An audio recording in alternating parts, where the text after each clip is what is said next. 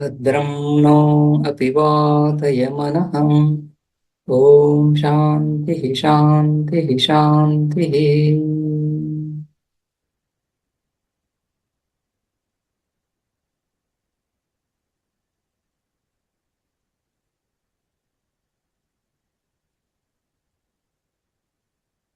మనం మధు విద్య ఉపాసన, ఆదిత్యోపాసన ఇది చూసిన తర్వాత, ఇది ఆదిత్యోపాసన, మధు విద్య అంటే విద్య అంటే ఉపాసన. ఆ ఆదిత్యుడినే మధువుగా భావించి ఉపాసన ఏదైతే చూసామో, ఇది బ్రహ్మ విషయక ఉపాసన, అహంగ్రహ ఉపాసన, బ్రహ్మలోకానికి తీసుకువెళ్ళేటువంటి ఉపాసన. ఉపాసనల్లో ప్రతీకోపాసనలు చూసాం మనం, రైట్. ఆ, మొదటి రెండు అధ్యాయాల్లో సామగానములోని ఒకానొక అవయవము ఉద్గా ఉద్గీత ఉద్గీత ఎందు అనేక దృష్టుల చేత ఉపాసన. అంతేకాకుండా సకల సామల సంపూర్ణ సామను కూడా ఉపాస్యంగా తీసుకొని అందులో అనేక భావనలతో ఉపాసనలు చూసాం. కర్మాంగ ఉపాసనలు, ప్రతీకోపాసనలు. ప్రతీక ఉంది కదా అక్కడ.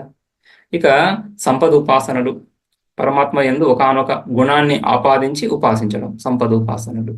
రైట్. ఆ విధంగా ఇక్కడ మనం మధు విద్య, ఇది అహంగ్రహోపాసన, సంపద ఉపాసన. ఈ విధంగా పరమాత్మ స్వరూపరు పరమాత్మయే ఉపాస్యం అక్కడ. మధు విద్యలో పరమాత్మ స్వరూపమే ఉపాస్యము. కాకపోతే ఉపాస్యంగా భావించడానికి పరమాత్మ నిర్గుణ నిరాకారాన్ని బుద్ధిలో నిలపలేము కాబట్టి, బుద్ధి వృత్తికి విషయం కాదది. యథో వాచో నివర్తంతే అప్రాప్య మనసా సహా. మనస్సుకి వాక్కుకి అందని విషయము. వాక్కుకు సంపూర్ణ జగత్తు విషయం అవుతా ఉంది. వాక్కు ద్వారా ప్రతి వస్తువును వ్యాఖ్యానించగలం. అది మానవుడికి ఉన్నటువంటి ఒక ప్రత్యేకత. ఇతర పశుపక్షాది జంతుజాలానికి లేనటువంటి విశేషము, మానవుడిలో ఉన్నటువంటి విశేషము భాష. భాష ద్వారా మనకు కలిగిన జ్ఞానాన్ని, మనం చూసిన విషయాన్ని ఎదుటి వ్యక్తికి, ఇంకొక వ్యక్తికి స్పష్టంగా మనకు ఏ అనుభూతి కలిగిందో ఆ అనుభూతిని వాక్కు ద్వారా ఎదుటి వ్యక్తిలో కలిగించడానికి ఒక అవకాశము, ఒక సామర్థ్యము మనిషిలోనే, మానవుడిలోనే ఉంది. రైట్. అటువంటి ఆ వాక్కుకు కూడా, ఆ వాక్కుకు సకల సంపూర్ణ జగత్తు విషయం అవుతుంది. ప్రతిదీ కూడా అనుభవానికి విషయమే కదా. ఏ వస్తువైనా ఎక్కడైనా లోకంలో ఉంది అంటే ఎవడో ఒకడు దాన్ని తెలుసుకొని ఉండాలి. ఎవడికి తెలియకుండా, ఎవడూ చూడకుండా, వినకుండా, రైట్, శబ్దస్పర్శ రూపరస గంధాలు ఎవడో ఏదో ఒక వ్యక్తికి, ఏదో ఒక వ్యక్తి యొక్క చక్షురాది ఇంద్రియాలకు విషయం అవ్వాలి. రైట్. పర్వతో వన్యమాన్ ధూమాత్ అంటున్నప్పుడు కొండ మీద మనకు నిప్పు కనిపించడం లేదు, పొగ కనిపిస్తా ఉంది కాబట్టి మనం నిప్పు ఉందని నిర్ణయిస్తున్నాం ఇక్కడ.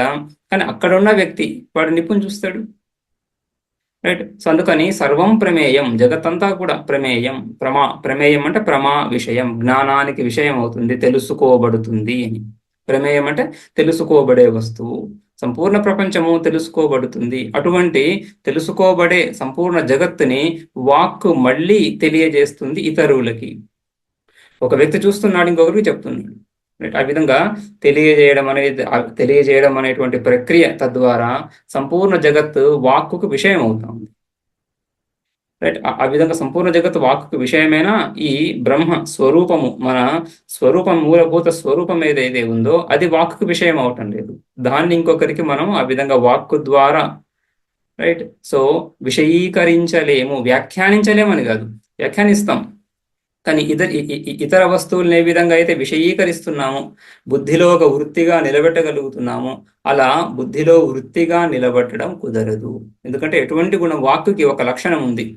ఏదైనా ఒక గుణం కానీ, క్రియ కానీ, జాతి కానీ, సంబంధం కానీ, రూఢి నిశ్చయమైనటువంటి పదార్థ సంబంధం కానీ ఉంటే అటువంటి పదార్థాన్ని మాత్రమే వాక్కు తెలియజేయగలుగుతుంది.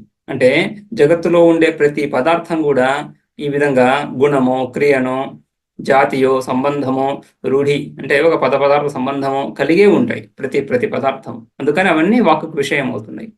పరమాత్మ స్వరూపము వీటికి అతీతంగా ఉంది. నిర్గుణము, నిరాకారము, నిష్క్రియము, అవ్యవహార్యము. అంటే ఆ విధంగా అటువంటి స్వరూపము, ఆ విధంగా ఉన్నటువంటి స్వరూపము వాక్కుకు అందదు. అటువంటి వాక్కుకు అందని స్వరూపాన్ని, బుద్ధికి అందని స్వరూపాన్ని ఉపాసించడం కుదరదు. కాబట్టి ఆ పరమాత్మ స్వరూపాన్ని ఉపాసించడానికి ఏదో ఒక గుణాన్ని ఆపాదించి ఆదేశం చేసి అందులో ఉపాసించాల్సి వస్తుంది. ఆ విధంగా ఇక్కడ మనం మధు విద్య చూసాం. జగత్తుని ఈ సంపూర్ణ జగత్తుని పరమాత్మ యందు ఆరోపించి, సంపూర్ణ జగత్తు కర్మఫలంగా, ఆ కర్మఫలానికి ఆశ్రయం ఎవరు? పరమాత్మ స్వరూపము. అందుకని చివరికి ఈ సకల దిక్కులని, సకల మధువులని అతిక్రమించి పరమాత్మ స్వరూపాన్ని పొందుతున్నాడు అని కూడా చెప్పుకున్నాం అక్కడ. రైట్. సో అదే విధంగా అదే పరమాత్మ స్వరూపాన్ని ఇప్పుడు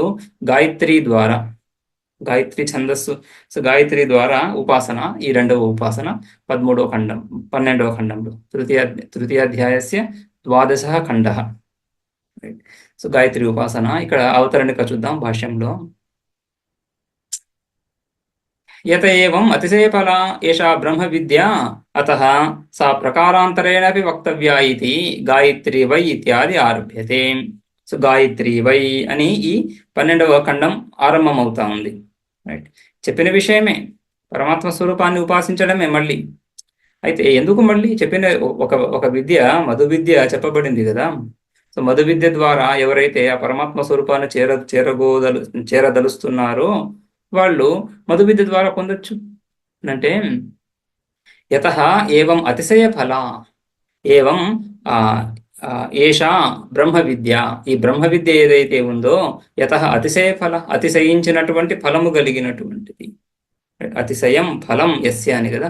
సో అతిశయమైనటువంటి, నిరతిశయమైనటువంటి, అమోఘమైనటువంటి ఫలం కలిగినటువంటిది ఈ బ్రహ్మ విద్య. అతః అందుకని ఆ బ్రహ్మ విద్యని ప్రకారాంతరేణపి వక్తవ్య, అనేక విధాలుగా వ్యాఖ్యానించాల్సి ఉంటుంది.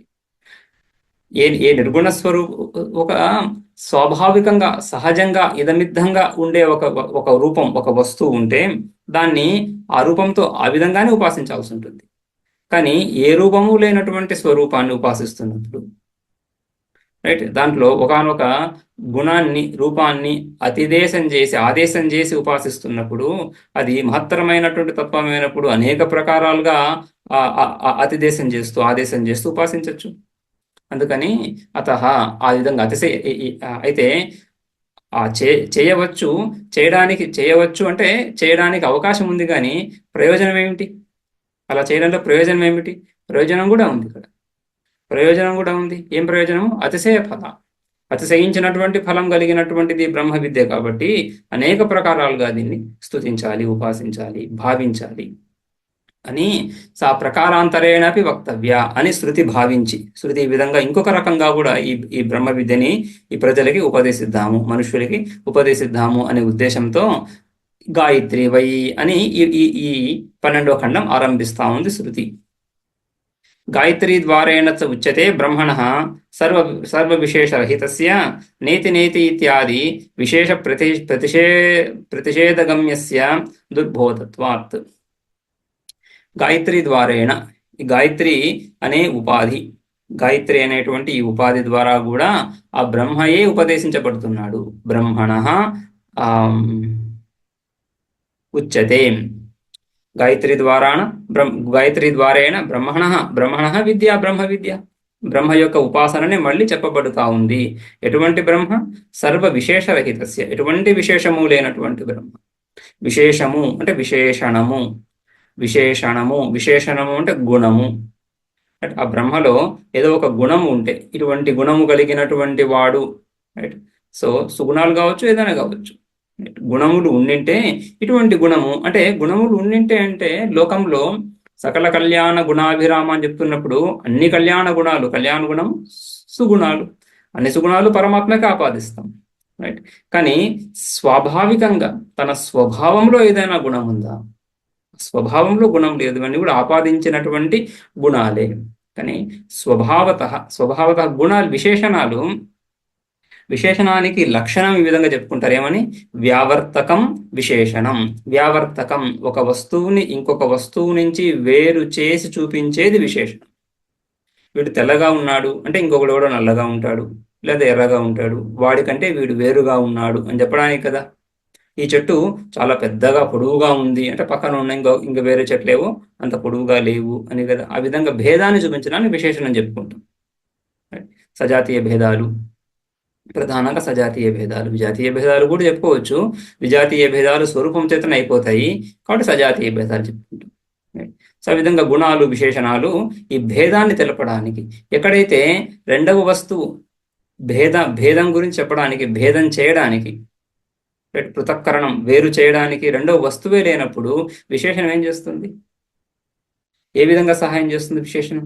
విశేషణం యొక్క లక్షణమే కుదరదే. సకల భేదాలు ఎందులో అయితే విలీనమైపోయాయో అటువంటి పరమాత్మ స్వరూపంలో ఈ విధంగా భేదాలకు అవకాశం లేనప్పుడు విశేషణాలకు కూడా అవకాశం లేదు. అందుకని సర్వ విశేష రహితస్య, ఎటువంటి విశేషాలు లేనటువంటి పరమాత్మ స్వరూపం, అటువంటి స్వరూపాన్ని ఏ విధంగా తెలుసుకోవాలి?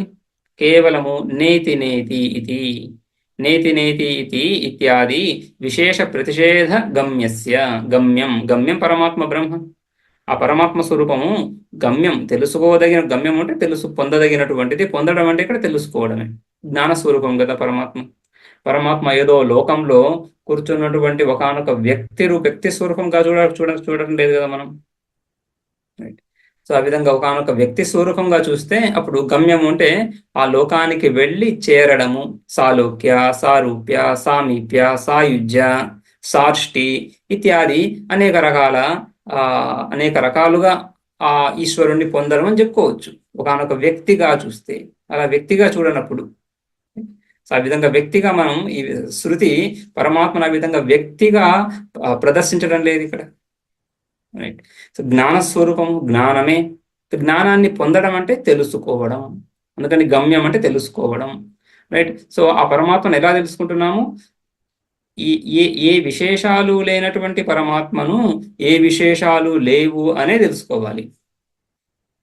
ఎందుకు ఏ విశేషాలు లేవని తెలుసుకోవాలి? ఎందుకంటే లోకాన్నంతటినీ మనం ఆ పరమాత్మకు వ్యతిరేకంగా ఈ లోకాన్నంతటినీ సవిశేషంగానే తెలుసుకుంటాం. ఈ వస్తువు ఈ విధంగా ఉంది, ఈ వ్యక్తి ఈ విధంగా ఉన్నాడు, ఇది నాకు అనుకూలంగా ఉంది, ఇది నాకు ప్రతికూలంగా ఉంది. రైట్. వీడు నాకు సుహృత్ మిత్రుడు, వీడు నాకు శత్రువు అని ఆ విధంగా ప్రతి వస్తువుని, ప్రతి వ్యక్తిని, ప్రతి విషయాన్ని కూడా మనం ఏదో ఒక విశేషంతో ముడిపెట్టే తెలుసుకుంటున్నాం. ఈ విధంగా నువ్వు పరమాత్మ స్వరూపాన్ని తెలుసుకోలేవు అని ఖరాఖండిగా చెప్పడానికి సకల విశేషాలను నిషేధిస్తూనే పరమాత్మను ప్రదర్శిస్తుంది శృతి. రైట్. అందుకని సర్వ విశేషరహితస్య బ్రహ్మణః నేతి నేతి ఇత్యాది. నేతి నేతి అనేది ఒక పద్ధతి. అధాతో నేతి నేత్యాదేశ అని బృహదారణ్యకంలో. రైట్. చివరిగా పరమాత్మ స్వరూపాన్ని తెలపగలిగేటువంటి ఒకే ఒక పద్ధతి నేతి నేతి. ఆ నేతి అంటున్నప్పుడు నా ఇతి అని. ఇతి అంటే ఈ విధంగా ఇతి 2 సార్లు వస్తూ ఉంది. రైట్. ఆ 2 సార్లు వచ్చేదాన్ని ఒకే పదాన్ని 2 సార్లు ఆ విధంగా రిపీట్ చేయడం ఏదైతే ఉందో దాన్ని వీప్సా అని చెప్పుకుంటాం. వీప్సా రిపిటీషన్ కదా, ద్విత్వం, అది ద్విర్వచనం వీప్సా. ఆ వీప్సా చెప్తున్నప్పుడు 2 సార్లు చెప్తున్నప్పుడు సకల విషయాలను గ్రహించడానికి ఆ వీప్సా ప్రయోగం. రైట్. మనము ప్రతిదినం అని చెప్పుకుంటాం. ప్రతిదినం అంటే ఏంటి? ప్రతిరోజు అంటే దినం ప్రతిదినం. ఆ ప్రతిదినానికి విగ్రహవాక్యం చెప్పుకుంటే దినం, అది వీప్స. దినం అనే ద్విర్వచనం ఏదైతే ఉందో ఆ ద్విర్వచనము సకల విషయాలను గ్రహించడానికి. సో అదేవిధంగా ఇక్కడ కూడా నేతి అంటున్నప్పుడు సంపూర్ణ జగత్తును గ్రహించడానికి. మూర్తము అమూర్తము, ప్రపంచాన్ని మూర్తము అమూర్తంగా విభజించుకోవచ్చు. రూపము కలిగినటువంటిది మూర్తము, రూపము లేనటువంటిది అమూర్తం. క్రియ కలిగినటువంటిది మూర్తము, క్రియ లేనటువంటిది అమూర్తం. పరిచ్ఛిన్నంగా ఉండేటువంటిది మూర్తము, అపరిచ్ఛిన్నంగా ఉండేటువంటిది అమూర్తము. ఆకాశ వాయువులు అమూర్తము, పృథివీ జల తేజస్సులు వాటి కార్యాలు మూర్తము అని ఈ విధంగా జగత్తుని మూర్తామూర్తాలుగా విభజించి మూర్తం కూడా కాదు, అమూర్తం కూడా కాదు అని నేతి. సో నేతి ఇత్యాది విశేష ప్రతిషేధగమ్య. కేవలము ప్రపంచంలో ఉండేటువంటి ఎటువంటి విశేషాలని ఎక్కడెక్కడ చూసావో అవేవి ఇక్కడ లేవు అని మాత్రమే తెలుసుకోవచ్చు అటువంటి బ్రహ్మను. రైట్. ప్రతిషేధగమ్యస్య బ్రహ్మణః గాయత్రీ ద్వారేణ చ ఉచ్యతే. గాయత్రి ద్వారానే ఉపదేశిస్తా ఉంది శృతి, సాక్షాత్తుగా తెలుసుకోవడానికి లేదు అక్కడ. దుర్బోధత్వాత్, దుర్బోధ, అటువంటి బ్రహ్మ సాక్షాత్తుగా తెలుసుకోవడం. నేతి నేతి అని మనస్సు ఆ విధంగా నేతి నేతి అని చెప్తున్నప్పుడు ఓకే, సకల విశేషాలు లేవని తెలుస్తా ఉంది.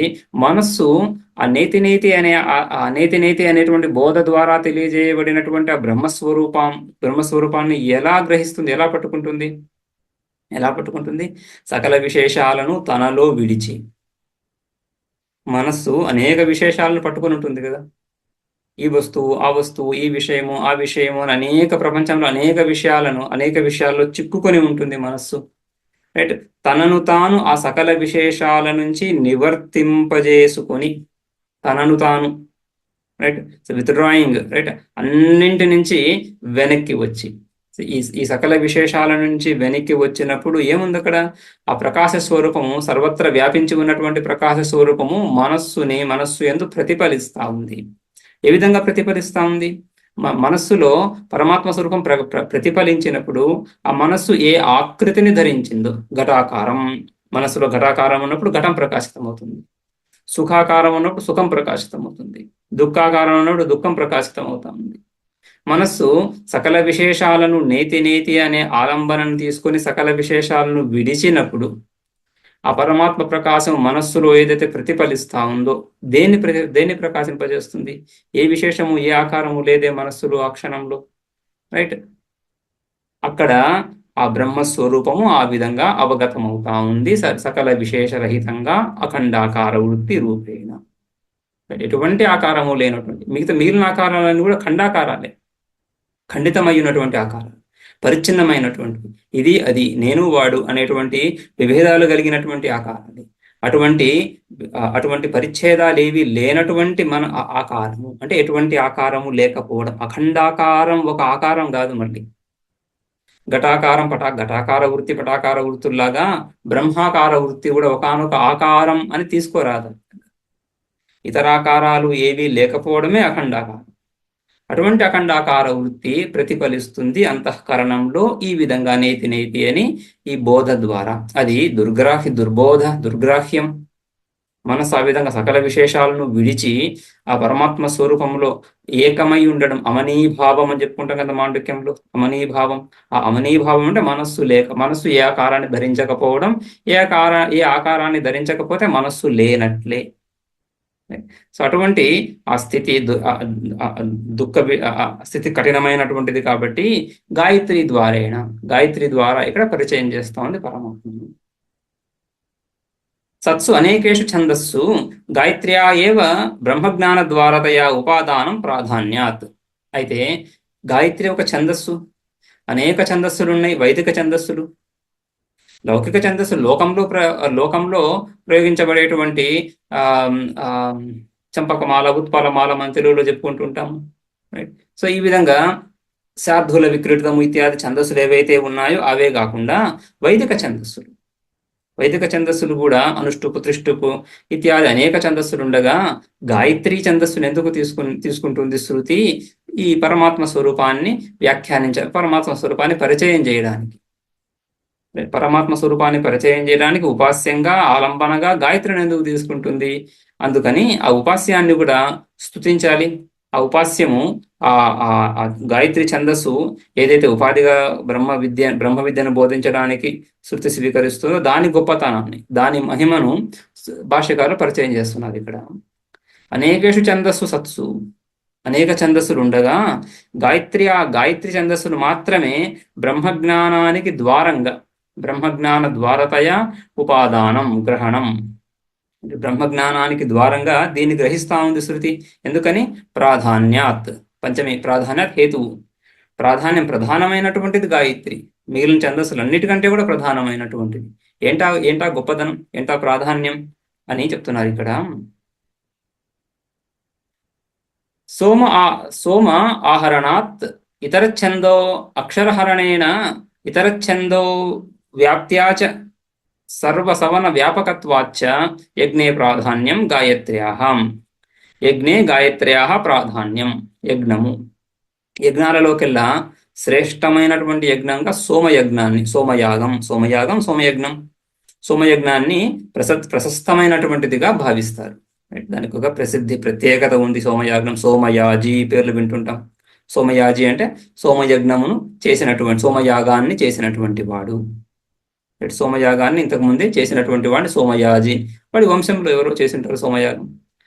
అటువంటి అంటే సోమయాగాన్ని వీడు చేశాడు, లేదా వీళ్ళ వంశంలో సోమయాగం చేయబడింది అని గొప్పగా చెప్పుకుంటున్నారు కదా. అందుకని ఆ పేరు పెట్టుకున్నాడు సోమయాజిని నేను అని. అంటే ఆ సోమయాజి వంశానికి సంబంధించినటువంటి వాడను అని. అక్కడే మనకు సోమయాగం యొక్క శ్రేష్టత తెలుస్తూ ఉంది కదా, లోకంలో ప్రసిద్ధి. ఇవన్నీ కూడా లోక ప్రసిద్ధిని బట్టే వెళ్తూ ఉంటాయి. ఉపాస్యాలు మనం భగవద్గీతలో 10వ అధ్యాయంలో పరమాత్మ స్వయంగా నేను వెలుగుల్లో ఈ విధంగా ఉన్నాను, కాలంలో ఈ విధంగా ఉన్నాను, పక్షుల్లో ఈ విధంగా ఉన్నాను అని చెప్పుకోవడంలో తాత్పర్యము లోక ప్రసిద్ధిని బట్టే కదా. ఆయా వ్యక్తి విశేషాలు లోకంలో ప్రసిద్ధిని పొంది ఉన్నాయి కదా. ఆ ప్రసిద్ధిని పొందినటువంటి వాటన్నిటిలో కూడా పరమాత్మను చూడు అని చెప్పడం కదా ఉద్దేశం అక్కడ.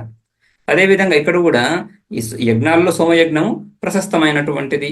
ఆ సోమయజ్ఞంలో సోమలత, సోమరసం, సోమలత ఒక మొక్క, ఆ సోమలతని తీసుకొచ్చి దాన్ని చిన్న చిన్న ముక్కలుగా చేసి మళ్ళీ దాంట్లో నుంచి రసాన్ని తీసి ఆ సోమరసం చేత యజ్ఞం చేస్తున్నారు. అందులో యజ్ఞాల్లో సోమయజ్ఞం శ్రేష్టమైనటువంటిది. అందులో సోమరసం ప్రధానమైనటువంటిది. ఆ సోమరసాన్ని సోమలతను తీసుకురావాలి, వెతికి తీసుకురావాలి. ఇక్కడ ఒక ఆఖ్యాయిక కథ. దేవతలు సోమయాగాన్ని చేయదలిచారు. దేవతలు సోమయాగాన్ని చేయదలిచినప్పుడు ఈ ఛందస్సులను అడిగారు, వెళ్ళి సోమలతను తీసుకురండి అని. రైట్. ఆ సోమలతను తీసుకురండి అని చెప్పినప్పుడు సోమ ఆహరణాత్, ఆ సోమలతను తీసుకురావడంలో ఇతర ఛందస్సులు బాధితమయ్యాయి, తీసుకురాలేకపోయాయి. అక్షరాహరణేన ఇతర ఛందో అక్షరాహరణేన ఇతర సోమ ఆహరణాత్ అది ఇతర ఛందస్సులు సోమలతను తీసుకురాలేకపోయాయి, కానీ గాయత్రి తీసుకొచ్చింది. అది ఒక హేతు. సోమ ఆహరణాత్ అనేది ఒక హేతు. ఇక ఇంకొక అందుకని ప్రధానమైనటువంటి యజ్ఞాల్లో ప్రధానమైనటువంటి సోమయాగము. ఆ సోమయాగంలో సోమలతను గాయత్రి ఛందస్సు తీసుకువచ్చింది అని ఆఖ్యాయిక. గాయత్రి ఛందస్సు ఒక ఛందస్సు. ఆ ఛందస్సు సోమలతను ఎలా తీసుకొస్తుంది? సోమలతను తీసుకురావాల్సినప్పుడు పాడవలసినటువంటి మంత్రాలలో గాయత్రి ఛందస్సుతో మంత్రాలను ఉచ్చరించాలని చెప్పుకోవచ్చు మనం. యాగాలలో ప్రతి కర్మను కూడా మంత్రాల ద్వారానే చేయాల్సి ఉంటుంది. మంత్రైరేవ అనుస్మర్తవ్యం. ప్రయోగ దశలో కర్మలు, యజ్ఞంలో కర్మ చేస్తున్నప్పుడు ఇప్పుడు ఫలాస శాఖను తీసుకురావాలి. ఫలాస శాఖను తీసుకురావాల్సినప్పుడు వాడు ఇషేత్వా చినత్తి అని ఒక విధి, ఇషేత్వా జేత్వా అని ఆ మంత్రాన్ని ఉచ్చరిస్తూ ఫలాస శాఖను వాడు ఛేదించాలి. ఊరికే ఫలాస శాఖను ఛేదించడానికి వీల్లేదు. అదేవిధంగా సోమలతను తీసుకురావాల్సినప్పుడు ఏ మంత్రాన్ని అయితే ఉచ్చరించాల్సి ఉంటుందో అది గాయత్రి ఛందస్సుకు సంబంధించినటువంటిది అని. రైట్. ఆ విధంగా గాయత్రి ఛందస్సే సోమలతను తీసుకొస్తుంది. ఆ విధంగా రైట్. ఆ విధంగా సోమ ఆహరణాత్ సోమలతను తీసుకురావడం దాని భూమిక ఉంది. అయితే ఇతర ఛందో అక్షరాహరణేన ఇతర ఛందో వ్యాప్త్యాచ, ఇదే సోమలతను తీసుకురావడంలో ఇతర ఛందస్సులు అక్షరాలను కోల్పోయాయి. రైట్. ఆ కోల్పోయినటువంటి అక్షరాలను ఈ గాయత్రి ఛందస్సు మళ్ళీ వాటికి తిరిగి చేర్చింది అని. అది కూడా ఆఖ్యాయిక. రైట్. ఇతర ఛందో ఇక ఇతర ఛందో వ్యాప్త్యాచ, ఇతర ఛందస్సులు ఏవైతే ఉన్నాయో ఆ ఇతర ఛందస్సుల కంటే తక్కువ అక్షరాలు కలిగినటువంటిది గాయత్రి ఛందస్సు. తక్కువ అక్షరాలు కలిగినట్టు చిన్న వస్తువు పెద్ద వస్తువులో వ్యాపించి ఉంటుంది. పెద్ద వస్తువులు చిన్న వస్తువు చేరుకుంటుంది. సో ఆ విధంగా ఇతర ఛందస్సులు, అనుష్ఠుప్ ఛందస్సులు 4 పాదాలు 8 అక్షరాలు. సో గాయత్రి ఛందస్సులో మొత్తం 24 అక్షరాలు. సో 4 పాదాలుగా తీసుకుంటే 6 అక్షరాలు అవుతాయి. 3 పాదాలుగా తీసుకుంటాము, 3 పాదాలు తీసుకుంటే 8 అక్షరాలు అవుతాయి. 4గా తీసుకుంటే 6 అవుతున్నాయి కదా. కాబట్టి తక్కువ అక్షరాలు ఉన్నటువంటిది ఎక్కువ అక్షరాలు ఉన్నటువంటి ఛందస్సుల్లో వ్యాపించి ఉంటుంది అని ఇతర ఛందో వ్యాప్త్యాచ. రైట్. ఇతర ఛందస్సులు అన్నింటిలో వ్యాపించి ఉంది ఈ గాయత్రి ఛందస్సు. ఇతర ఛందస్సులు సోమలతను తీసుకురావడంలో విఫలమై తమ అక్షరాలను కోల్పోయినప్పుడు ఆ అక్షరాలను గాయత్రి ఛందస్సు తీసుకొచ్చి వాటికి మళ్ళీ చేర్చింది అని ఈ విధంగా గాయత్రి ఛందస్సు యొక్క శ్రేష్టత. సర్వసవన వ్యాపకత్వాచ్చ. సర్వసవన యజ్ఞంలో ప్రాతఃసవనము, మధ్యందిన సవనము, సాయం సవనము అని ప్రాతకాలంలో చేసేటువంటి యజ్ఞము, మధ్యాహ్న కాలంలో చేసేటువంటి యజ్ఞము, సాయంకాలంలో చేసేటువంటి యజ్ఞము, 3 కాలాల్లో కూడా గాయత్రి ఛందస్సుకి భూమిక ఉంది.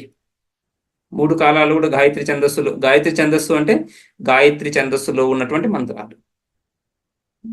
మంత్రాలు రుక్మంత్రాలు ఛందోరూపంలో ఉంటాయి.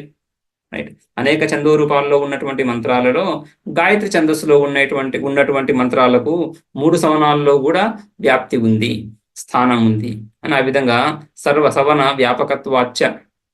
ఆ విధంగా అన్ని కారణాల చేత యజ్ఞే ప్రాధాన్యం గాయత్రికి యజ్ఞంలో ప్రాధాన్యత ఉంది. వైదిక సంప్రదాయంలో యజ్ఞానికి ప్రాధాన్యత తెలిసిందే. సో బ్రాహ్మణ భాగం నుంచి మనం ఉపనిషత్ భాగానికి వస్తాం. సో బ్రాహ్మణ భాగంలో ఉన్నటువంటి విద్యార్థి రైట్, వాడు ఆ బ్రాహ్మణ భాగంలో ఉన్నటువంటి యజ్ఞంతో పరిచయం ఉన్నవాడు కాబట్టి ఆ అంశం ద్వారానే పరమాత్మ స్వరూపాన్ని వానికి పరిచయం చేయడం ఉద్దేశ్యం. అందుకని యజ్ఞే ప్రాధాన్యం గాయత్ర్యాః. గాయత్రీ సారత్వాచ్చ బ్రాహ్మణస్య బ్రహ్మణః. ఈ బ్రహ్మ గాయత్రి యొక్క సారమే అని.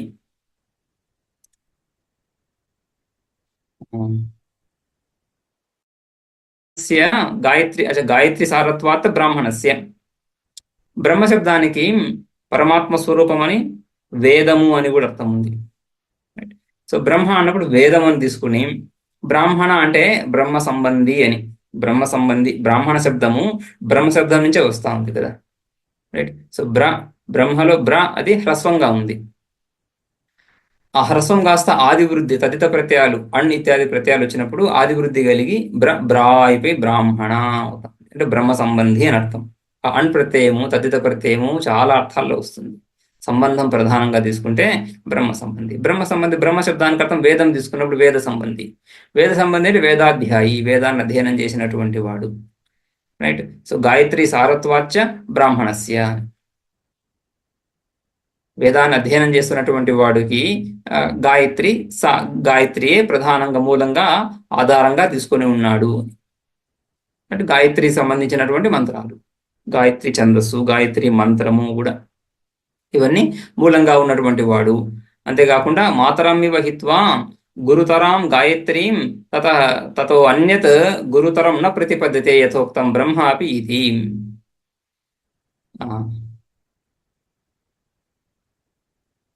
మాతరమివ హిత్వాం. ఈ విధంగా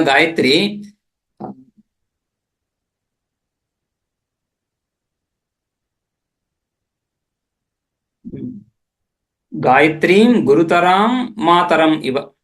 అటువంటి గాయత్రి, ఎటువంటి గాయత్రి? యజ్ఞంలో ఈ విధంగా ప్రాధాన్యాన్ని సంతరించుకున్నటువంటి గాయత్రి. అటువంటి గాయత్రిని విడిచి గురుతరాం గొప్ప శ్రేష్టమైనటువంటి ఈ గాయత్రిని విడిచి తతో అన్యత్ గురుతరం బ్రాహ్మణస్య న ప్రతిపద్యతే. రైట్. ఈ వేదవేత్తలకు, వైదికులకు ఈ గాయత్రిని మించి ఇంకొక ఉపాయం లేదు, ఇంకొక శ్రేష్టమైనటువంటి ఉపాయం లేనే లేదు. మాతరమివ హిత్వా, మాతరమివ గాయత్రీం గురుతరాం హిత్వా అంటే విడిచి, ఆ గాయత్రి మంత్రాన్ని విడిచి, అంతకంటే గాయత్రి ఛందస్సును, గాయత్రి మంత్రాన్ని, గాయత్రిని విడిచి అంతకంటే గొప్పదైనటువంటిది వాడు ఆలంబనను వాడు పట్టుకోలేడు, తెలుసుకోలేడు. అటువంటిది లేనే లేదు. న ప్రతిపద్యతే యథోక్తం బ్రహ్మ అపి ఇది.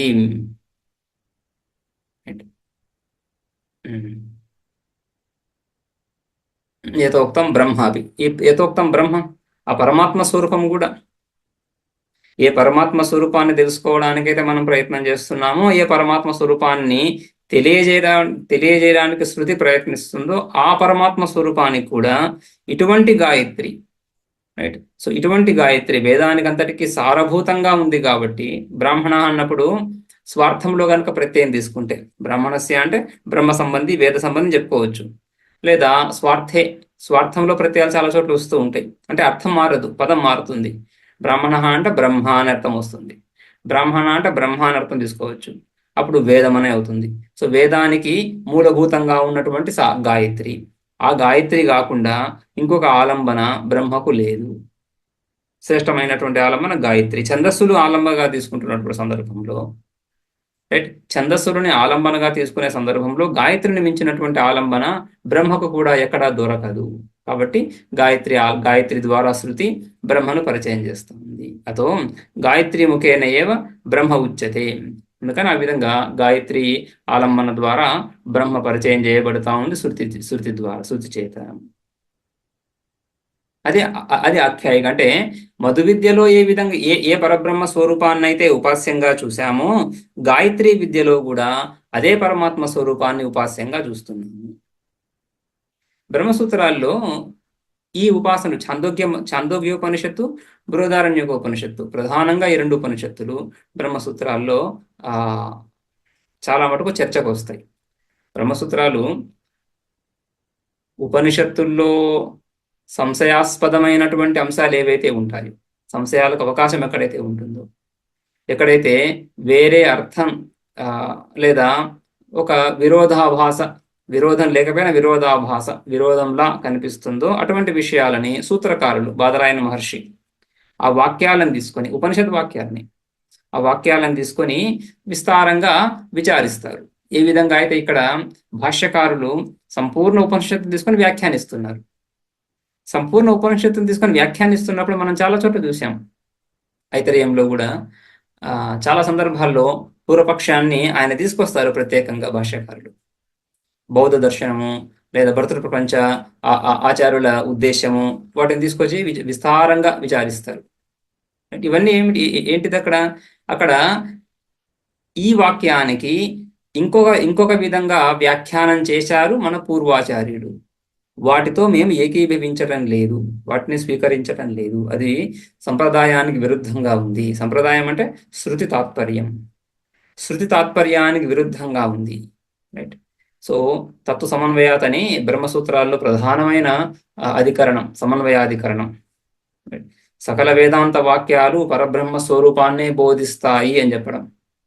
అంటే సమన్వయం కేవలం వేదాంత వాక్యాలతో సమన్వయం, అంతేగాని ప్రపంచంలో ఉండే అన్ని విషయాలను సమన్వయం చేయలేం కదా అట్లా. సో వేదాంత వాక్యాల యొక్క సమన్వయం ఎక్కడ? పరబ్రహ్మ యందు పరమాత్మను సూచించడం మాత్రమే ఉపనిషత్తు యొక్క తాత్పర్యం.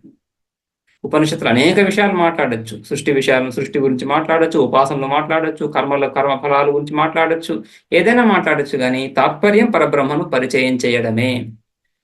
కొన్ని వాక్యాలు సాక్షాత్తుగా, కొన్ని వాక్యాలు పరంపరగా అని అక్కడ సమన్వయాధ్యాయంలో నిరూపిస్తారు.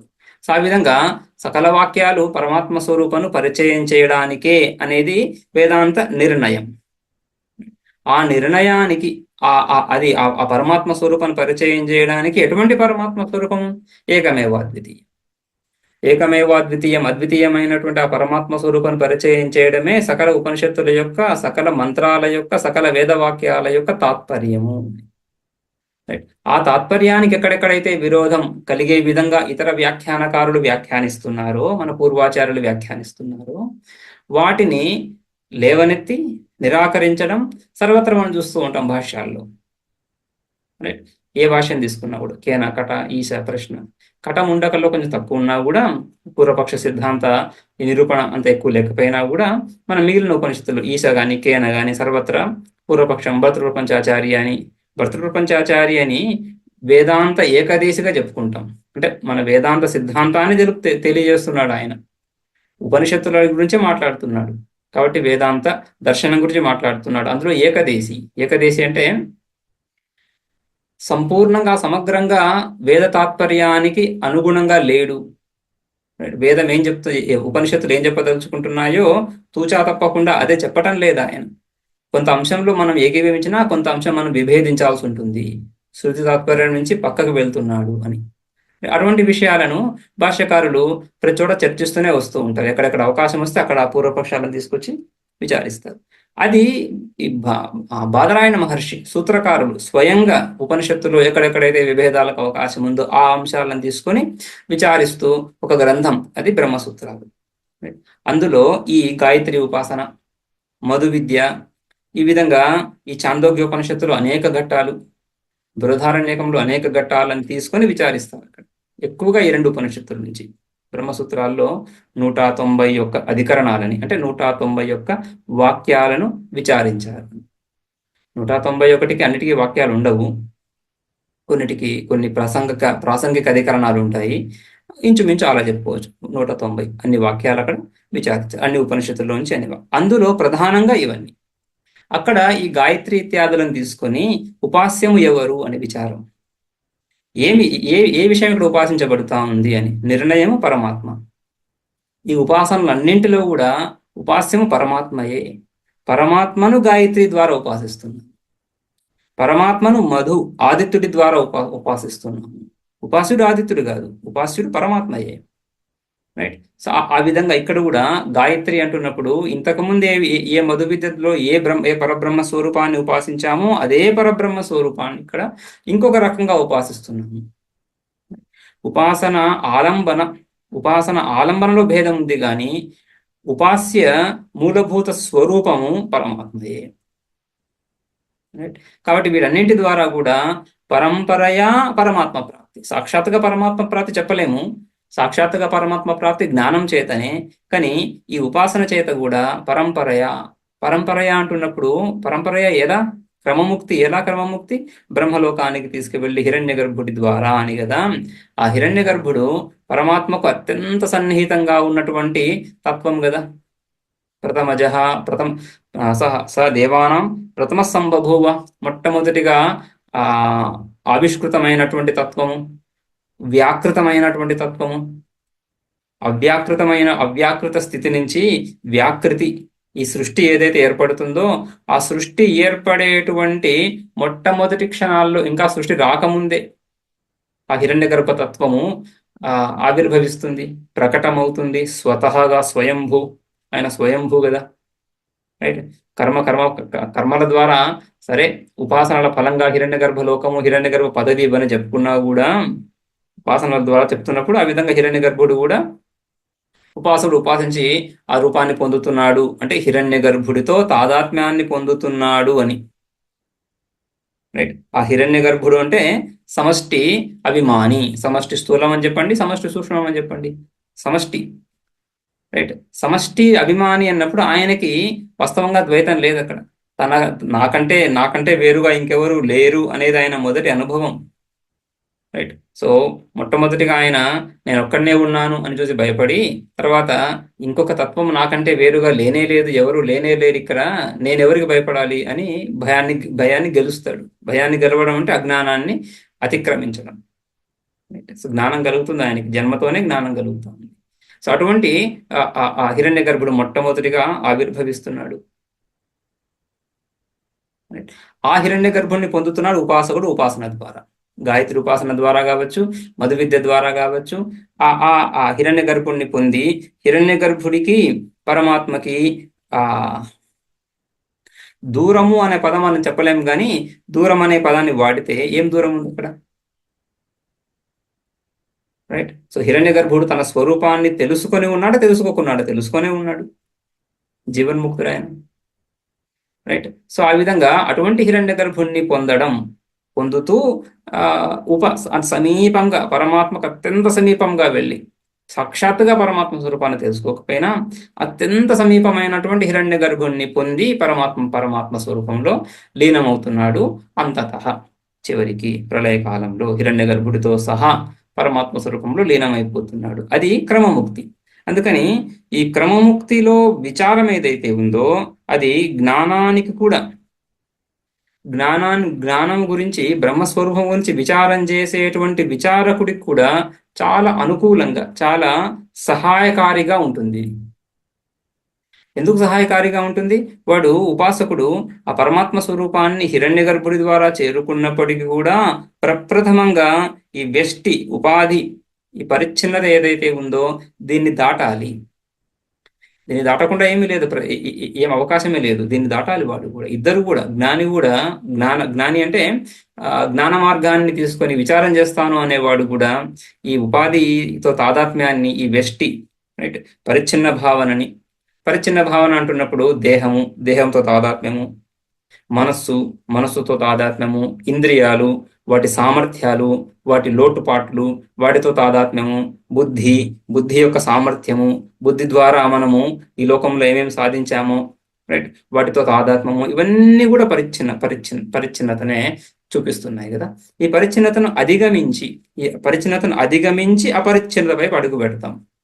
అపరిచ్ఛిన్నత అనేది మనకు దూరంగా ఎక్కడో ఏదో లోకంలో ఉండే వస్తువు కాదు దాన్ని పొందడానికి. కర్మ ద్వారా కానీ, ప్రయత్నం ద్వారా కానీ అపరిచ్ఛిన్న వస్తువును పొందుతాను అని చెప్పలేం కదా. పరిచ్ఛిన్నతను విడవడమే అపరిచ్ఛిన్నతను పొందడం. ఈ పరిచ్ఛిన్నత ఈ తాదాత్మ్యంతో వస్తూ ఉంది. బుద్ధిలో తాదాత్మ్యం కలుగుతుంది, బయట ఎక్కడ ఉండదు. బుద్ధిలో, మనస్సులో ఉంటుంది, మనలో ఉంటుంది, రైట్, మన భావనలలో ఉంటుంది పరిచ్ఛిన్నత. ఆ పరిచ్ఛిన్నతను విడవకుండా, ఆ పరిచ్ఛిన్నతను ధ్వంసం చేయకుండా, ధ్వస్తం అవ్వకుండా, రైట్, ఏ విధంగా ఆ కోడిగుడ్డు, ఆ గుడ్డు దాన్ని పగల్లో కొట్టకుండా లోపల ఉన్నటువంటి కోడి పిల్ల బయటికి రాలేదు. రైట్, ఆ విధంగా వీడు తన చుట్టూ అల్లుకున్నటువంటి ఒక పర్సోనా, నేను అంటున్నప్పుడు అనేక భావాలు మనలో కలుగుతాయి.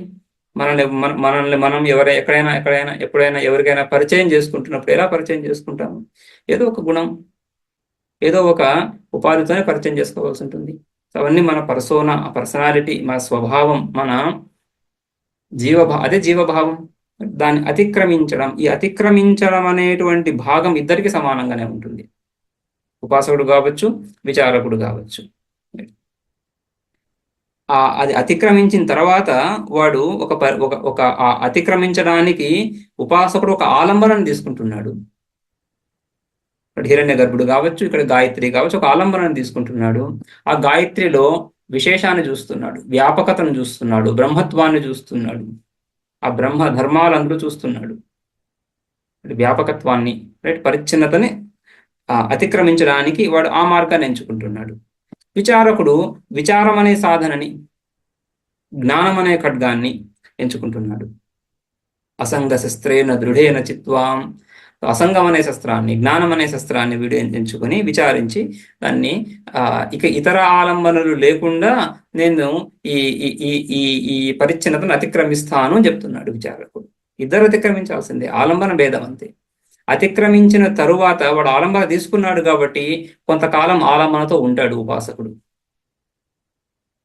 సో ఆ వ్యాపకమైనటువంటి ఆ హిరణ్య గర్భ స్వరూపాన్ని ఆలంబనగా తీసుకొని ఈ పరిచ్ఛిన్నతను దాటుతున్నాడు కాబట్టి ఆలంబననే బ్రహ్మలోకం, దాంతో కొంతకాలం ఉంటాడు. విచారకుడు అటువంటి ఆలంబననేమి తీసుకోవటం లేదు కాబట్టి వాడికి ఆ మధ్యలో ఉన్నటువంటి మజిలి అది లేదు, అంతే భేదం, రైట్. ఆలంబన ఉండడం చిన్న ఆలంబన, అది కలగడం లేకపోవడం అనేది భేదం. మిగతా భాగమంతా కూడా ఈ పరిచ్ఛిన్నతను దాటడం అనేటువంటి ఇద్దరికి సమానం అవుతుంది. కాబట్టి చాలా దగ్గరగా వెళ్తాయి ఈ రెండు కూడా. మంత్రం చూద్దాం. మొదటి మంత్రం, గాయత్రీ వా ఇదగం సర్వం భూతం యదిదం కించ వాగ్వై గాయత్రీ వాగ్వా ఇదగం సర్వం భూతం గాయతి చ త్రాయతే చ. సో గాయత్రి ఉపాసన కదా. సో గాయత్రి ఇక్కడ, సో గాయత్రి అంటే బ్రహ్మ అని అర్థం. గాయత్రి ద్వారా బ్రహ్మను చూస్తున్నాం మనం. సో బ్రహ్మ ఏంటి? బృంహి ధాతువు నుంచి ఉత్పన్నం అవుతా ఉంది కదా. వృద్ధి అంటే వ్యాపకమైనటువంటిది, అనంతమైనటువంటిది అని అర్థం ఆ ధాతువుకి. కాబట్టి బ్రహ్మ అనే పదానికి వ్యాపకము, అనంతము, సత్యం జ్ఞానం అనంతం అని చెప్పుకుంటాం కదా తైత్తిరీయంలో. సో అనంతము అంటే అంతము లేనటువంటిది, పరిచ్ఛిన్నత అనేటువంటిది లేనటువంటిది అని నెగటివ్గా, నెగేషన్తోనే, అంటే రైట్, నిషేధాత్మకంగానే ఆ పేరులోని అనంతం అనే పేరులోని నిషేధాత్మకత కనిపిస్తా ఉంది, రైట్. సో ఆ విధంగా వ్యాపకత్వం ఏదైతే బ్రహ్మలో ఉందో ఆ వ్యాపకత్వాన్ని గాయత్రిలో చూపిస్తా ఉంది శృతి. ఇప్పుడు గాయత్రీ వా ఇదగం సర్వం భూతం, ఇదగం సర్వం భూతం, ఇదం సర్వం భూతం, ఈ సకల ప్రాణికోటి అంతా కూడా గాయత్రియే. గాయత్రి అంటే ఒక ఛందస్సు అని భావించొద్దు, రైట్. గాయత్రి అంటే ఒక అక్షర సమూహము, 24 అక్షరాలు, 3 పాదాలుగా, ఒక్కొక్క పాదంలో ఈ విధంగా అక్షరాలు, ఆ విధంగా చూడకు. ఇది సకల ప్రాణికోటి అంతా కూడా గాయత్రి. గాయత్రి వా ఇదం సర్వం భూతం యదిదం కించ. యదిదం కించ అంటే ఈ లోకంలో, ఈ బ్రహ్మాండంలో, రైట్, మనుష్య దేవ గంధర్వ పశుపక్ష ఆది సకల ప్రాణులు ఏవైతే ఉన్నాయో, యదిదం కించ, ఏవేవైతే ఉన్నాయో అవన్నీ కూడా గాయత్రియే. రైట్. గాయత్రి భావన ఎక్కడి నుంచి ఎక్కడికి తీసుకెళ్తా ఉంది శృతి. గాయత్రి అంటే ఏదో వేదంలో ఒక మంత్రము, ఆ మంత్రంలో ఉన్నటువంటి ఒక అక్షర అనుక్రమణం, రైట్. సో అనుక్రమ్యం, అక్షరాల్లో ఉండేటువంటి ఒక పూర్వాపౌర్య భావం. ఈ అక్షరాలు ఈ విధంగా, ఇన్ని అక్షరాలు ఈ విధంగా ఉండాలి, వాటిలో గురులఘులు ఈ విధంగా ఉండాలి అనే భావన కాకుండా సంపూర్ణ ప్రపంచం, సకల ప్రాణికోటి గాయత్రియే. ఎందుకని అలా చెప్తున్నా? వాటి సంబంధం ఏముంది? గాయత్రికి సకల ప్రాణులకు సంబంధం ఏముంది చెప్తున్నారు? వాగ్వై గాయత్రి. గాయత్రి వాక్కు కాదా? గాయత్రిని ఏ విధంగా చేస్తావు నువ్వు? వాక్కుతోనే కదా. వాక్ అంటే శబ్ద స్వరూపం కదా. ఇక వాక్ దగ్గరకు వచ్చామా, వాక్ సంపూర్ణ ప్రపంచం అని చాలా సార్లు మనం చూసే ఉన్నాం. వాగ్వా ఇదగం సర్వం భూతం. ఇదగం సర్వం భూతం, ఈ సంపూర్ణ ప్రపంచము, సంపూర్ణ ప్రాణికోటి. భూతం అంటున్నప్పుడు ప్రాణికోటి, బ్రహ్మాండం కూడా తీసుకోవచ్చు. భూధాతువుకి తాప్రత్యయం కదా. సో భూతం అంటున్నప్పుడు చరాచర జగత్ అంతా కూడా, ఈ సంపూర్ణ జగత్తునంతా కూడా వాక్కు నియంత్రిస్తా ఉంది. వాక్కు ద్వారా తెలియబడుతా ఉంది. యతో వాచో నివర్తంతే అప్రాప్య మనసా సహా అంటున్నప్పుడు, వాక్కుని మనస్సుని తీసుకొని బ్రహ్మను వీటితో చేరలేవు అని చెప్పడంలో తాత్పర్యం ఏముంది? తాత్పర్యం ఏంటి అందులో? తాత్పర్యము వాక్కు మనస్సు ద్వారా సంపూర్ణ ప్రపంచము తెలియబడుతుంది అని కదా. మనం ఏదేదైతే లోకంలో తెలుసుకుంటున్నామో అవన్నీ ఇంద్రియాల ద్వారానే తెలుసుకుంటున్నాం. వాక్కుని ఇంద్రియాలకు ఉపలక్షణంగా తీసుకున్న దోషం లేదు. సకలేంద్రియాలకి, బాహ్యేంద్రియాలన్నిటికీ ఉపలక్షణంగా మనస్సుని అంతఃకరణంగా తీసుకుంటే, కరణాల ద్వారానే మనం వ్యవహరిస్తున్నాం. సకల ప్రాణులు మనమే కాదు, దేవతలు, రాక్షసులు, గంధర్వులు, యక్షులు అందరూ కూడా ఎలా వ్యవహరిస్తారు? వాళ్ళ ఇంద్రియాలతోనే కదా. ఇంద్రియాలు కాకుండా ఎవరైనా ఎక్కడైనా ఎలా అయినా వ్యవహరిస్తారా? అంతరింద్రియము, బాహ్యేంద్రియము. ఇంద్రియాల ద్వారానే సంపూర్ణ జగత్తు తెలియబడుతూ ఉంది కదా. అటువంటి ఇంద్రియాలు కూడా ఇక్కడ ఈ బ్రహ్మస్వరూపాన్ని తెలియజేయడము అనేటువంటి ఈ క్రియలో విఫలమవుతున్నాయి. మన దగ్గర ఉన్న సకల ఆయుధాలు, సకల పరికరాలు ఇవే ఇంద్రియాలే. ఏకాదశి ఇంద్రియాలు, పంచ జ్ఞానేంద్రియాలు, పంచ కర్మేంద్రియాలు, అంతఃకరణం. వాటికి శక్తినిచ్చేటువంటి ప్రాణము, ప్రాణాపాన వ్యాన ఉదాన సమానాలు, ఇవి వీటికి ఇంద్రియాలకు శక్తినిస్తున్నాయి. వీటన్నింటికి కూడా, రైట్, ఏకాదశి ఇంద్రియాలకు కానీ పంచ ప్రాణాలకు కానీ ఆశ్రయంగా ఉంటా ఉంది స్థూల శరీరం. ఇది కార్యకరణ సంఘాతం. ఈ కార్యకరణ సంఘాతం కాకుండా ఇంకొక సాధనం మన దగ్గర లేనే లేదు. అందుకని అదే సాధనము, ఆ సాధనంతో మనం తాతాత్మ్యమై కూర్చున్నాం. సో ఈ సాధనంతో ఆ స్వరూపాన్ని నువ్వు తెలుసుకోలేవు అని చెప్పడం ఉద్దేశం. యతో వాచో నివర్తంతే అప్రాప్య మనసా సహా. ఈ సాధనంతో ఏం తెలుసుకుంటావు? జగత్తునంతటిని. సో జగత్తంతా వ్యాపించి ఉంది కదా వాక్ అని. అందుకని ఇదం వాగ్వా ఇదగం సర్వం, ఈ సంపూర్ణ జగత్తంతా వాక్కే అంటే వాక్కు చేత పొందదగినటువంటిది, వాక్కు చేత ప్రకాశితమవుతున్నటువంటిది, వాక్కు యొక్క అధీనంలో ఉన్నటువంటిది. ఈ లోకాన్ని వాక్కు చేత గెలవచ్చు, కర్మ చేత గెలవచ్చు, రైట్. గెలవచ్చు అంటే పొందొచ్చు. అందుకని ఇదం సర్వం వాక్, ఇదం సర్వం వాగేవా. ఆ వాక్ గాయత్రి, రైట్, గాయత్రి. కాబట్టి గాయత్రి వా ఇదగం సర్వం భూతం అని. ఇక గాయత్రి శబ్దానికి నిర్వచనం, గాయతి చ త్రాయతే చ. గాయత్రిలో గా ఏదైతే ఉందో గాయతి పాడబడుతా ఉంది, త్రాయతే రక్షిస్తుంది, గాయతి చ త్రాయతి చ. వాగ్వై గాయత్రి, వాగ్వాయుధగం సర్వం భూతం, గాయతి చ త్రాయతి చ. ఐదం సర్వం అనే దాన్ని దెహలీ దీపన్యాయం ఇటు అటు రెండు వైపులా అన్వయం చేసుకుంటే ఈ సర్వము గాయత్రి అవుతా ఉంది. ఈ సర్వము కూడా గాయత్రి గాయతి, గానం చేస్తుంది. మనం మొదటి 2 అధ్యాయాలు చూసాం. ఉద్గానం చేస్తూ యజమాని యొక్క సకల కోరికలను నెరవేరుస్తున్నాడు. యజమాని ఏ ఏ కోరికల చేత ఆ యాగాన్ని చేస్తున్నాడో ఆయా కోరికలన్నీ అన్నింటినీ కూడా ఉద్గానం ద్వారా ఆ యజమానికి కలగజేస్తున్నాడు. ఆ కోరికల విషయాలన్నింటినీ వాడికి కలగజేస్తున్నాడు. ఆ విధంగా గాయత్రి కూడా ఈ సంపూర్ణ జగత్తుని మనకు ఇవ్వగలుగుతుంది. గాయత్రి అంటే కర్మ. గాయత్రి అంటే వాక్ అని చెప్పుకున్నాం. వాక్ అంటే మంత్రము. మంత్రైరేవ అనుస్మర్తవ్య. మంత్రాలు ఏం చేస్తాయి? మంత్రాలని మీమాంసకులు, వైదికులు స్వతంత్రంగా చూడరు. మంత్ర బ్రాహ్మణయోర్ వేదత్వం అని మంత్రాలను బ్రాహ్మణాన్ని కలిపి ఒక భాగంగా వేదంగా చూస్తున్నారు కదా. బ్రాహ్మణాల్లో కర్మ విధానాలు, మంత్రాలు ఈ కర్మలకు సహకరించేటివి. కాబట్టి మంత్రాలంటే మంత్రాల ద్వారా అనుష్ఠించదగినటువంటి కర్మలు అంటున్నప్పుడు అన్ని కర్మలు రెండు రకాలుగా, ధార్మిక కర్మలు, అధార్మిక కర్మలు రెండు కదా. రైట్. సో ధార్మిక కర్మలన్నీ అన్ని రెండు కూడా ధార్మిక కర్మలు, ధార్మిక కర్మలు చేయమని, అధార్మిక కర్మలు చేయొద్దని శృతి చెప్తా ఉంది. రైట్.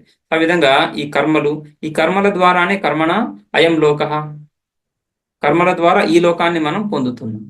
అనేక వివిధ రకాలైనటువంటి కర్మల ద్వారా ఈ లోకాన్ని పొందుతున్నాము. ఆ విధంగా గాయత్రి ఈ సంపూర్ణ లోకాన్ని ఇదం సర్వం భూతం గాయతి కలగజేస్తా ఉంది మనకు. గాయత్రి వై ఇది భాష్యంలో అవధారణార్థో వై శబ్ద.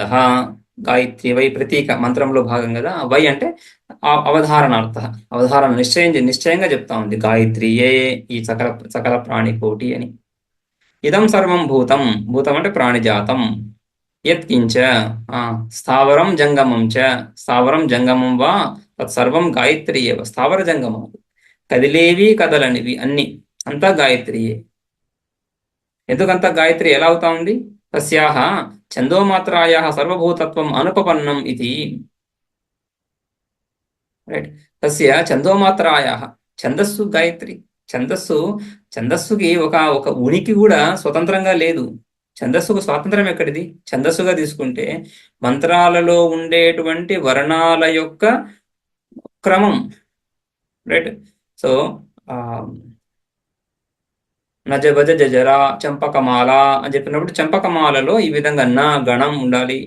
నగణం అంటే ఏంటి? దాంట్లో ఎన్ని గురువులు ఉండాలి, ఎన్ని లఘువులు ఉండాలి అని మనం చూసుకోవాల్సి ఉంటుంది. రైట్.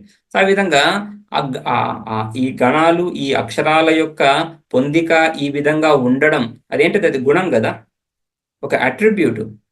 ఆ మంత్రములో, ఆ శ్లోకంలో ఉండేటువంటి ఒక లక్షణం. అది స్వతంత్రం ఎలా వస్తుంది దానికి? అది స్వతంత్రమే కానప్పుడు సంపూర్ణ ప్రపంచం ఎలా అయింది?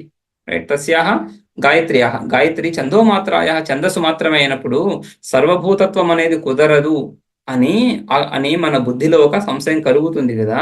దానికి సమాధానంగా గాయత్రి కారణం వాచం శబ్దరూపాం ఆపాదయతి గాయత్రీం వాగ్వై గాయత్రి ఇది. కారణ శబ్దాన్ని కార్యములోను, కార్యశబ్దాన్ని కారణంలోను ప్రయోగించడం మనం లోకంలో కూడా చూస్తాం, శాస్త్రంలో విరివిగా చూస్తాం. సో గాయత్రి కారణం ఏంటి? గాయత్రి యొక్క కారణం. రైట్. సో గాయత్రి యొక్క కారణము వాక్. ఇవన్నీ మంత్రాలన్నీ వాక్ స్వరూపం. వాక్ అంటే శబ్దం అని అర్థం. వాక్ అంటే వాగేంద్రియం చెప్పుకోవచ్చు. వాక్ అంటే వాగేంద్రియం ద్వారా కలిగేటువంటి శబ్ద స్వరూపము. రైట్. సో గాయత్రి కారణం వాచం శబ్ద స్వరూపం ఆపాదయతి గాయత్రి. ఆ శబ్ద స్వరూపాన్నే గాయత్రిగా చూస్తున్నారు. రైట్. సో గాయత్రి అంటే ఛందస్సుగా కాకుండా శబ్ద స్వరూపంగా చూడాలి. శబ్ద స్వరూపం అన్నప్పుడు శబ్ద స్వరూపం తీసుకున్నా కూడా సకల ప్రాణులు ఎలా అవుతాయి? గాయత్రి వాక్ జడం కదా, అంటే వాక్ ద్వారా తెలియజేయబడతాయి అని. వాగ్వై గాయత్రి ఇది. వాగ్వై ఇదం సర్వం భూతం. ఎందుకని? యస్మాత్ వాక్ శబ్దరూపా సతి సర్వం భూతం గాయతి శబ్దయతి. అసౌ గౌః అసౌ అశ్వ ఇతి చ త్రాయతే చ రక్షతే అముష్మాత్ మా భైషీః కిం తే భయం ఉత్తితం ఇత్యాదినా సర్వతో భయాత్ నివర్త్యమానో వాచా త్రాతః స్యాత్. ఆ విధంగా వాక్ రూపమై ఫస్ట్ మొదటగా గాయత్రిని వాక్ రూపంగా చూసాం. వాక్ రూపం చెప్పుకున్న తర్వాత వాక్ అంటే శబ్ద రూపాసతి సకల ప్రాణులను రక్షిస్తా ఉంది. ఏ విధంగా? సర్వం భూతం గాయతి. ఓకే. ఈ పై మంత్రంలో గాయతి త్రాయతే రెండు చెప్పుకున్నాం. గాయతి చ త్రాయతే చ అని. సో గాయతి త్రాయతే అందుకని వాగ్వా ఇదం సర్వం భూతం అని. రైట్. సో వాగ్వా ఇదం సర్వం భూతం చెప్పిన తర్వాత దానికి నిరూపణ, దానికి హేతువుగా, కారణంగా గాయతి చ త్రాయతే చ అని ఈ సంపూర్ణ ప్రపంచాన్ని తెలియజేస్తా ఉంది. గాయతి, గాయతి అంటే పాడుతుంది. పాడుతుంది అంటున్నప్పుడు అన్నిటినీ పరిచయం చేస్తా ఉంది. అన్ని వస్తువులని మనకి సంపూర్ణ ప్రపంచాన్ని మనకు పరిచయం చేస్తుంది. ఎవరు? వాక్. ఎలా పరిచయం చేస్తుంది? గాయతి అంటే శబ్దయతి, శబ్దం ద్వారా మనకు ప్రపంచాన్ని పరిచయం చేస్తా ఉంది. ఏ విధంగా? అసౌ గౌహు, ఇది ఆవు. అసౌ అశ్వః, ఎలా తెలుస్తా ఉంది మనకు చిన్నప్పుడు?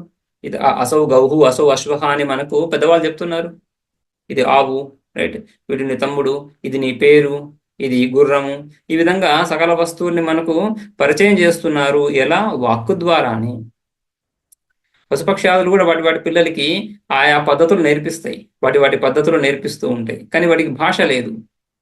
మనకు మనుషులకి భాష ఉండడం చేత, ఆ భాష అనేటువంటి సాధనం చేత ఈ విధంగా నేర్పిస్తారు. అసౌ గౌహు అసౌ అశ్వః అని ఆ విధంగా సకల ప్రాణుల గురించి కూడా పరిచయం చేస్తున్నారు. ఇది పర్వతము, రైట్, ఇది ఇల్లు, రైట్, అన్ని వస్తువులు ఆ విధంగా పరిచయం చేస్తున్నారు. జడము చేతనము రెండు కూడా, స్థావర జంగమాలన్నింటినీ కూడా వాక్ ద్వారానే గాయతి. అందుకని వాక్ వాక్ గాయత్రి, గాయత్రి సర్వమయ్యింది. రెండవది త్రాయతి. గాయతిలో గా అంటే గాయతి అని, తీతో త్రాయతి. త్రాయతే చ, త్రాయతి అంటే రక్షతి, రక్షిస్తా ఉంది. ఇప్పుడు ఈ సకల వస్తువులు తెలిసిన తర్వాత ద్వితీయాద్వై భయం భవతి, భయం సహజంగా కలుగుతా ఉంది. రెండో వస్తువు ఉన్నప్పుడు అది మనకు అనుకూలమా ప్రతికూలమా తెలియదు. ఏ విధంగా అయితే కేనలో యక్షుడు ఇంద్రాదులకు పరిచయం, ఇంద్రాదుల ముందు యక్షుడు అతనేదో కూడా అభివ్యక్తిని పొందాడు. సరే, వీళ్ళ ఆనందంలో వీళ్ళు ఉన్నారు, అనేదో అభివ్యక్తిని పొందాడు, అలా వదిలేయచ్చు కదా. అలా కుదరలే. వీళ్ళకి భయం కలిగింది. ఎవరు? యక్షుడు.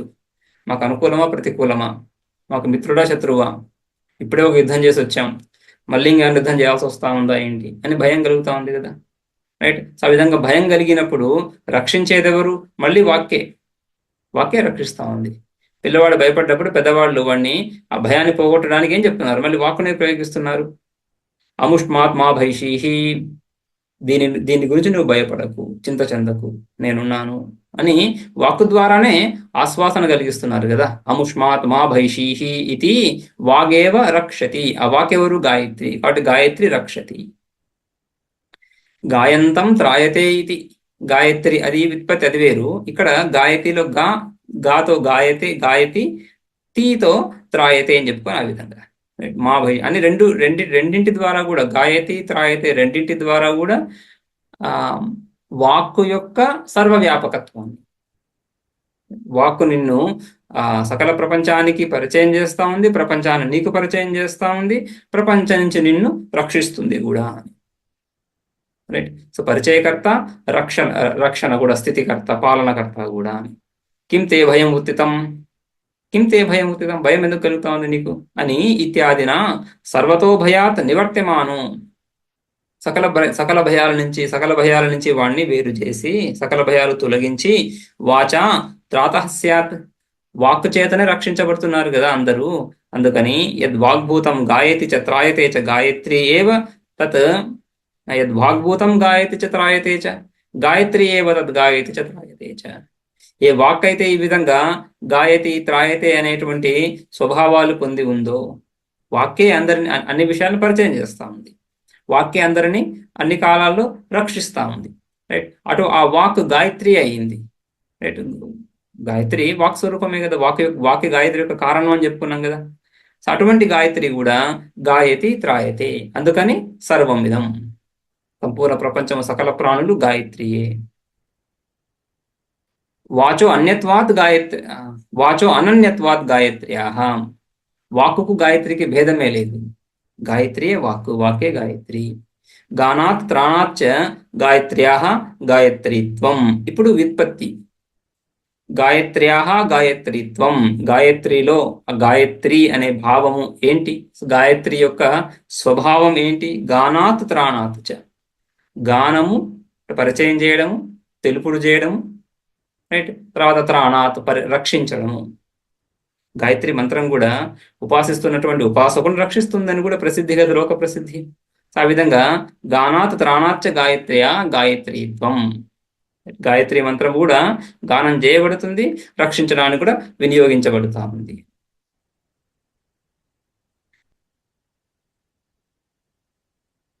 అది మొదటి మంత్రము.